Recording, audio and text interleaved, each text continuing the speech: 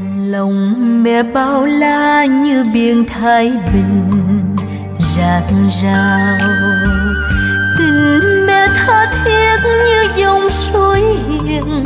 ngọt ngào, lời mẹ êm ái như đồng lúa chiều rì rào, tiếng ru bên thềm trăng ta soi bóng mẹ yêu. Lòng mẹ thương con như dần trăng tròn mùa thu, tình mẹ yêu mến như làn gió đùa mặt hồ,